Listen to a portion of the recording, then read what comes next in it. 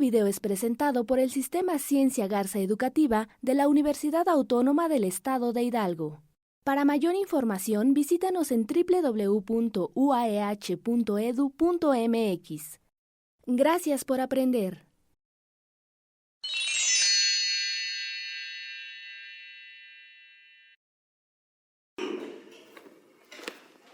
Hola, buenas tardes. Mi nombre es Carlos Soto y soy profesor investigador del área académica de Matemáticas y Física en la Autónoma del Estado de Hidalgo. El día de hoy me encuentro con el grupo de oscilaciones, ondas y fluidos de segundo semestre vespertino del programa educativo de Física y Tecnología Avanzada. Hemos estado revisando material que corresponde al texto del profesor French sobre diferentes aspectos que involucran el movimiento de osciladores armónicos. Un oscilador armónico puede definirse de manera simple como una masa atada a un resorte y a la cual se le permite oscilar libremente, en ausencia de otras interacciones, únicamente la masa con el resorte.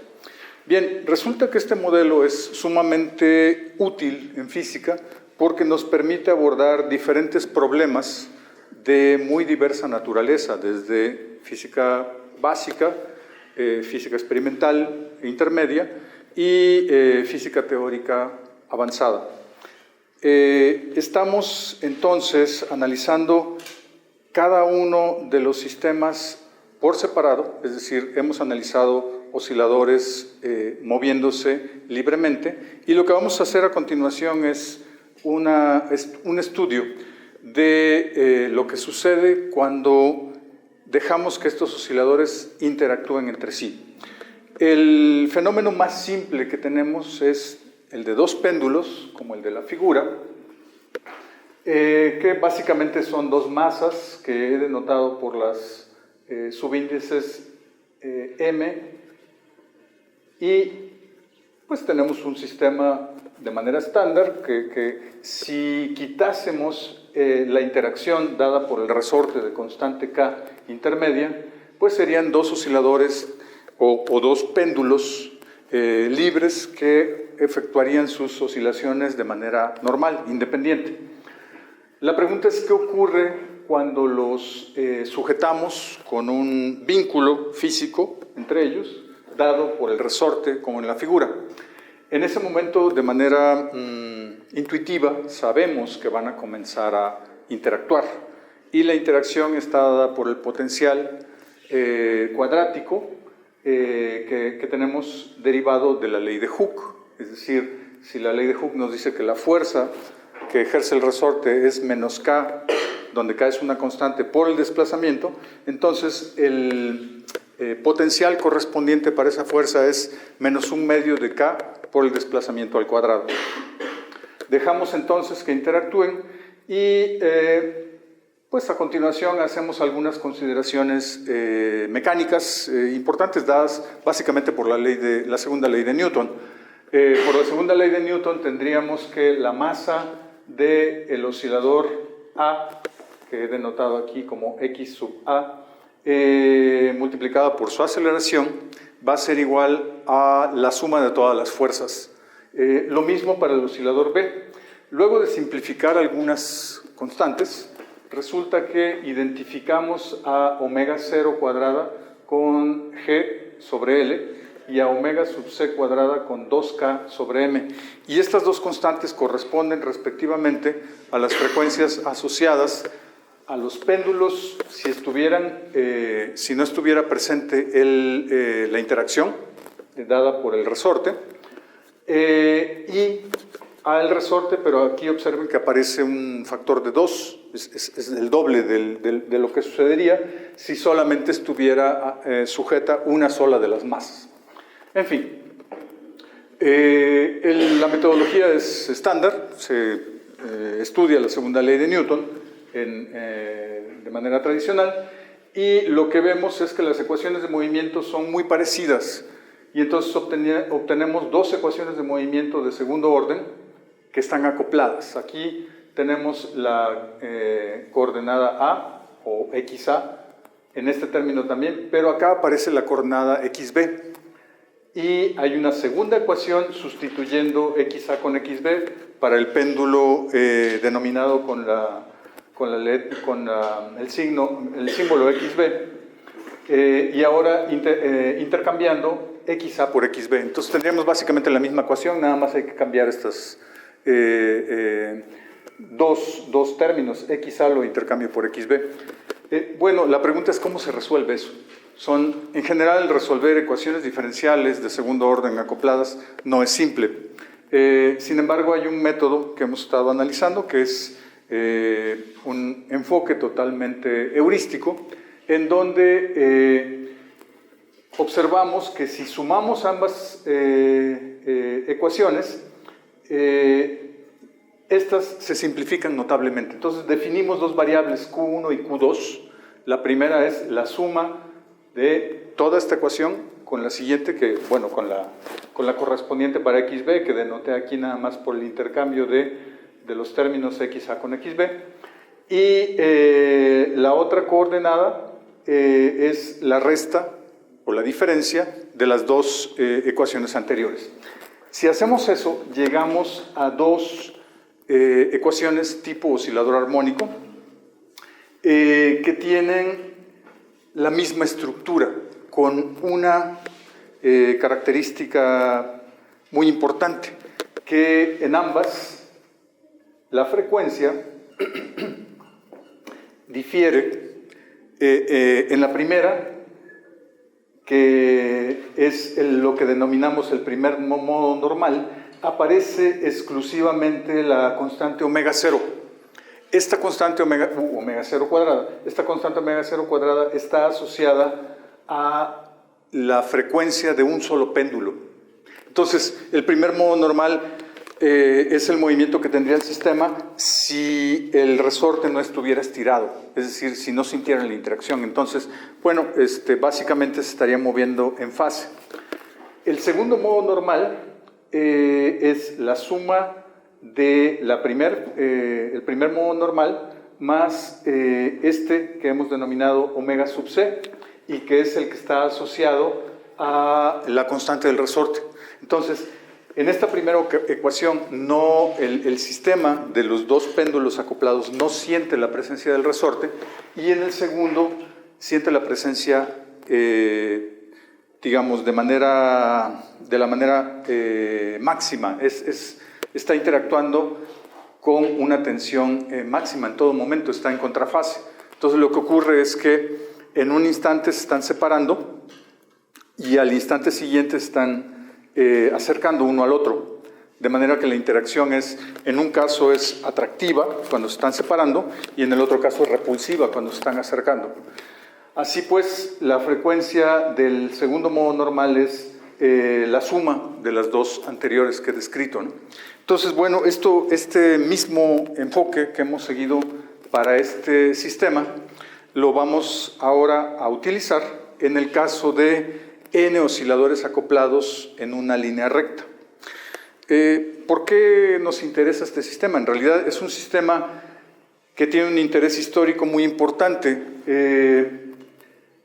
Investigadores de la talla de Newton y dos de los profesores de la familia Bernoulli, Jean Bernoulli y su hijo Daniel Bernoulli, dedicaron buena parte de sus esfuerzos de investigación para describir este sistema, porque en realidad desde tiempos muy remotos, observen aquí Newton, bueno, si suponemos que tenía alrededor de unos 30 años cuando se dedicó a este problema, pues estamos hablando de 1773. Desde tiempos muy remotos,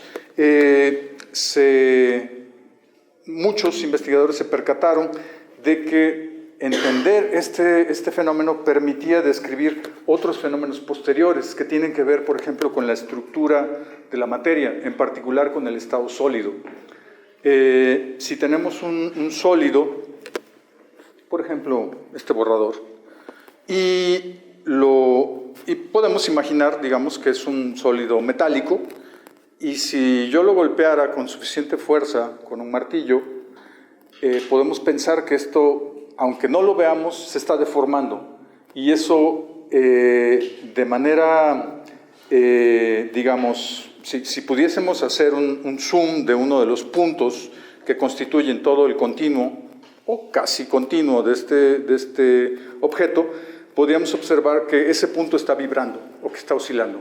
De manera que si somos capaces de describir n osciladores, uno puesto inmediatamente después del otro, y saber cómo se comporta el sistema, es decir, si podemos encontrar las ecuaciones de movimiento y los correspondientes modos de oscilación o los modos normales que van a ser similares a estos dos que estamos encontrando, entonces ya habremos avanzado un buen trecho en el entendimiento de este sistema.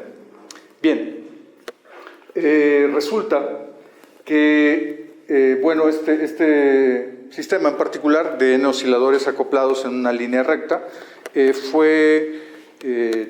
se terminó de entender o se terminó de describir gracias al trabajo de Daniel Bernoulli, y él en 1753 estableció o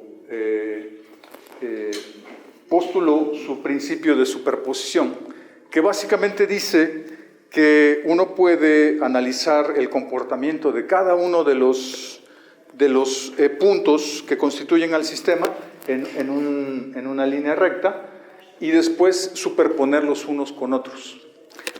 Esto tuvo como resultado un enorme avance posterior con el trabajo de Fourier y las famosas series de Fourier, que posteriormente permitieron analizar funciones más generales. Bien, entonces lo que vamos a hacer es analizar este sistema, pero este sistema está constituido, lo podemos imaginar como una cuerda tensa, puede ser una cuerda de guitarra, en donde ponemos masas de la misma magnitud separadas por una longitud L. Bien, si hacemos eso, tendremos entonces n osciladores acoplados. Ahora, es metodológicamente más simple analizar el comportamiento en el eje Y que en el eje X.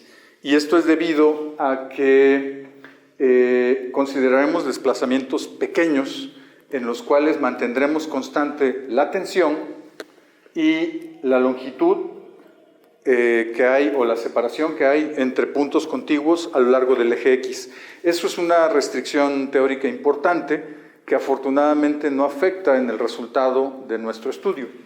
Bien, si hacemos eso, entonces no tendríamos solamente dos osciladores acoplados, vamos a tener n de estos osciladores, o sea, vamos a tener masas que están unidas mediante, imaginariamente, resortes de la misma constante. Lo que sigue es un poco de geometría para analizar el sistema de manera más cercana. Bien, si yo jalo, como si se tratara de una cuerda de guitarra, si yo pulso una de esas cuerdas, lo que voy a obtener es que estos puntos se van a desplazar a lo largo del eje Y. Y entonces, estos puntos se van a desplazar en diferentes magnitudes. Los primeros de ellos, por ejemplo, los puntos de los extremos van a estar fijos. Esa es otra restricción que no mencioné hace un momento, pero es una restricción muy importante, que tiene que ver con lo que se conoce como condiciones de frontera. Los puntos de los extremos, el identificado con el 0 y el n+1 están fijos, esos no se pueden mover, pero el resto de los puntos sí. Entonces, por ejemplo, el punto 1 y 2 se van a desplazar sobre el eje Y y van a tener un desplazamiento máximo. Después de eso, el 2 y 3 van a tener un desplazamiento un poco menor y así subsecuentemente. Aquí estoy analizando los puntos 1 y 2. Si esta longitud se mantiene fija, o sea, estamos hablando del sistema de la cuerda pulsada, si esta longitud se mantiene fija, entonces, por trigonometría euclidiana básica, podemos ver que L' es L entre el coseno de alfa. Ahora, L' es una cantidad que en realidad no conozco, pero no importa porque no la voy a utilizar realmente. Lo que voy a utilizar es la aproximación para ángulos pequeños de dos funciones trigonométricas importantes que ustedes ya conocen, que son el seno y el coseno.